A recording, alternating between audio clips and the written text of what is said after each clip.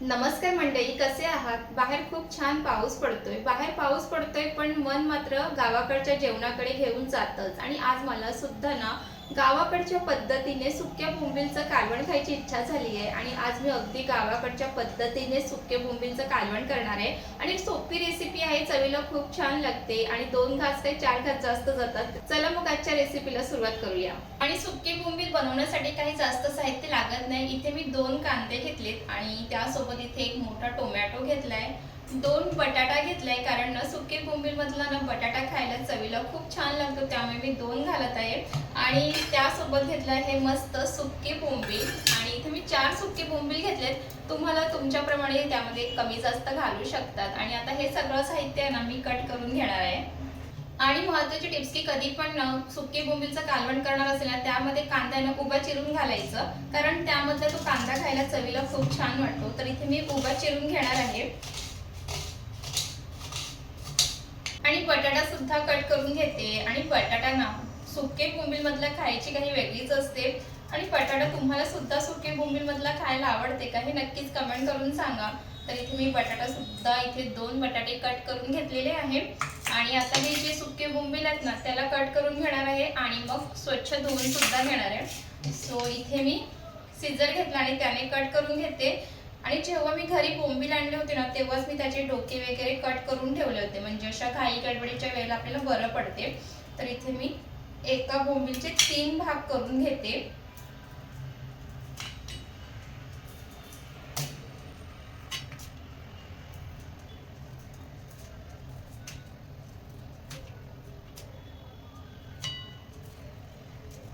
बोंबील इथे कट करून झाले. आता ह्याला मी धुवून घेते. कालवण्यासाठी लागणारे सगळे साहित्य इथे रेडी आहे.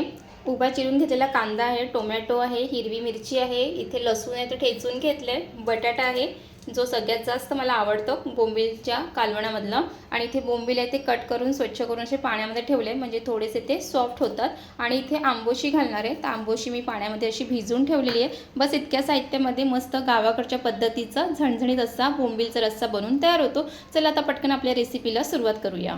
पहिला गॅसवरती पातेलं ठेवून घेते, त्यामध्ये तेल घालून घेते.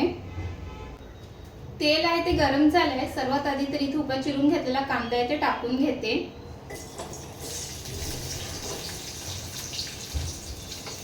आणि कांदा आहे ना तो पण छान परतून घेणार आहे.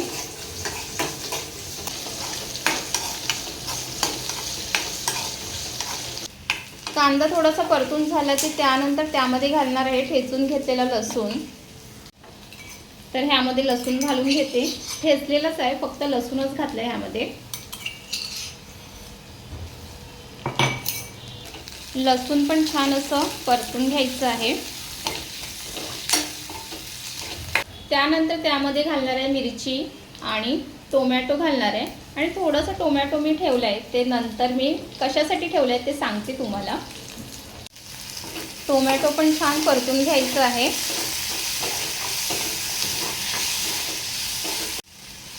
तर इथे टोमॅटो आहे ना ते छान असं मिक्स करून झालेलं आहे.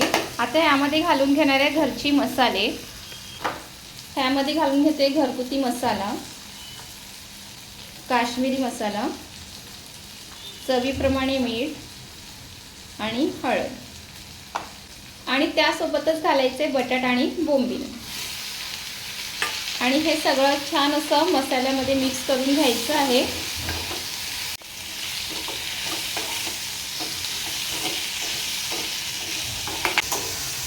तर इथे मस्त मिक्स करून घेते. ह्यामध्ये बोंबील घातल्यानंतर जो सुगंध सुटलाय ना घरामध्ये, खूप छान सुगंध सुटलाय. आता ह्यामध्ये ना वरून पाणी थोडंसं घालायचं आहे. सो इथे मी खलबत्त्यामध्ये थोडंसं पाणी घेतलंय, अगदी थोडंसं पाणी घालणार आहे, जास्त नाही. आणि त्यानंतर परत एकदा ते मिक्स करून घेणार आहे. आणि मग झाकण झाकून एक छान अशी वाफ काढून घ्यायची आहे. थोडासा बटाटा वगैरे शिजला ना की त्यानंतर मग त्यामध्ये आंबट घालायचे. तर आता हे मी झाकण झाकून ठेवते.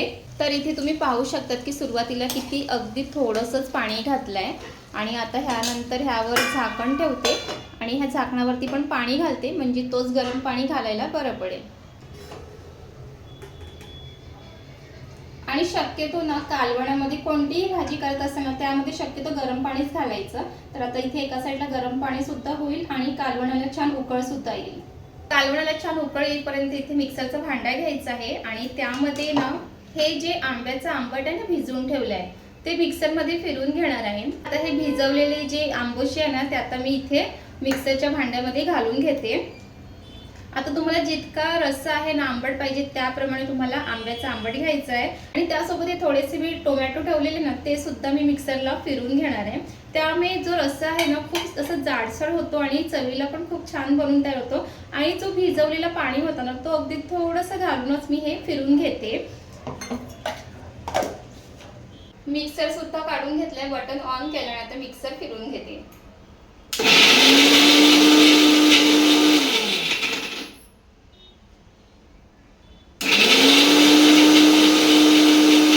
तर इथे फिरून झाले, आता ओपन करून बघते. थोडंसं अजून एकदा फिरून घेते. तर इथे हे मिक्सरला फिरून झालेलं आहे, तुम्हाला इथे दाखवते. आता हे सगळं चमच्याने व्यवस्थित करून घेते. इथे हे लागलेलं सगळं चमच्याने काढून घेते.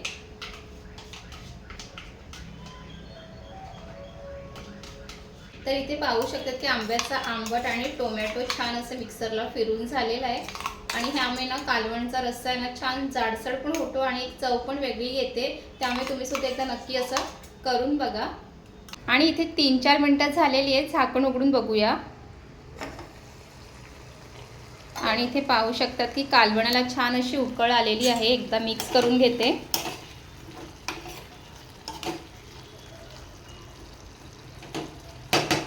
आणि आता ह्यामध्ये जो गरम पाणी आहे ना तोच घालून घेते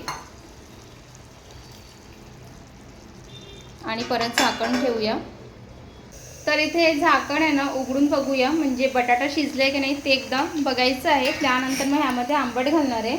तर सर्वात आधी इथे बटाटा आहे तो शिजलाय की नाही बघते. हे बघू शकतात बटाटा थोडंसं शिजलेलं आहे. आता ह्यामध्ये घालून घ्यायचं आहे आंबट. तर ह्यामध्येच ना मी थोडंसं गरम पाणी सुद्धा घातलं आहे आणि आता हे घालून घेते.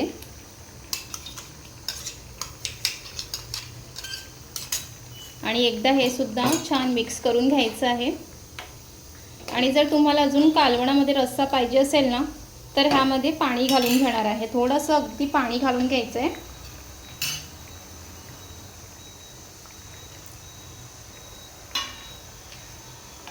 बस इतका रस्सा खूप झाला. आता ह्यामध्ये परत झाकण झाकून एक 3-4 मिनिटाची वाफ काढून घेणार आहे. तर इथे जे कालवण आहे ते बनवून तयार झाले. आता ओपन करून बघते.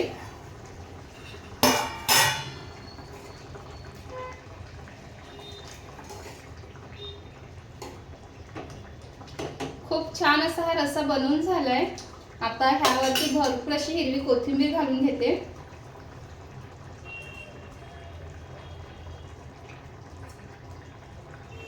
चला तुम्हाला दाखवते इथे. आणि इथे पाहू शकतात की मस्त असं झणझणीत असा हा बोंबीलचा कालवण आहे ना बनवून तयार झालाय. आणि ह्यामध्ये जो रस्सा आहे ना अजून भाजी थंड झाली ना की अजून घट्ट होत जातं आणि चवीला खूप छान झालाय. तुम्ही सुद्धा एकदा नक्की ट्राय करा. हे पाहू शकतात. आणि बोंबीलच्या कालवणामधला ना हा बटाटा खायलाच खूप जास्त मला आवडतो. तुम्हालाही आवडतो का हे नक्कीच कमेंट करून सांगा.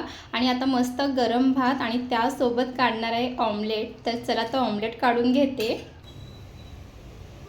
तर इथे तव्यामध्ये तेल घालून घेतलं आहे. आणि कधीही सुके बोंबील घरी जर बनवलं असेल ना की त्याच्यासोबत मला ना ऑमलेट खायला खूप जास्त आवडतं.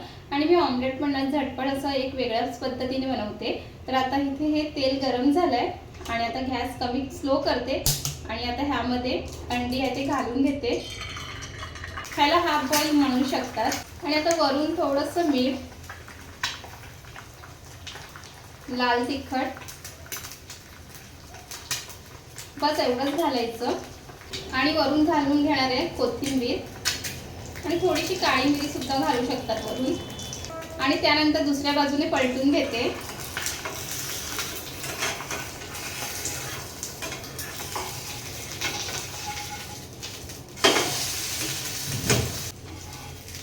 आणि इथे आपला हे अंडी आहे ते बनवून झालेलं आहे. आणि इथे जेवणाची प्लेट सुद्धा वाढून घेतलाय. आणि इथे आपली प्लेट तयार आहे. गरमागरम भात इथे पाहू शकतात, मस्त वाफा निघत आहे आणि इथे गरम गरम भाजी आणि इथे हे करून घेतलेला हाफ बॉईल आणि बोंबीलच्या कालवणासोबत ना असं ऑमलेट ना खूप छान लागतो. तुम्ही सुद्धा एकदा नक्की ट्राय करा.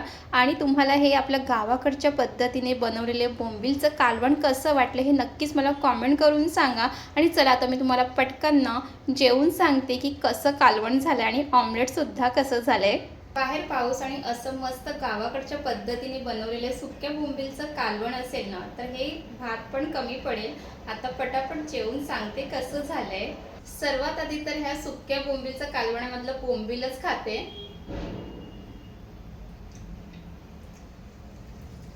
आणि त्यासोबत हे जे ऑमलेट केलं ना तुम्ही सुद्धा एकदा नक्की बनवा ह्या पद्धतीने, खूप भारी लागतो.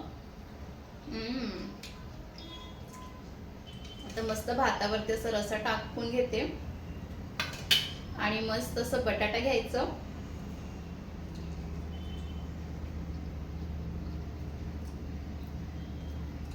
खूप भारी झालंय.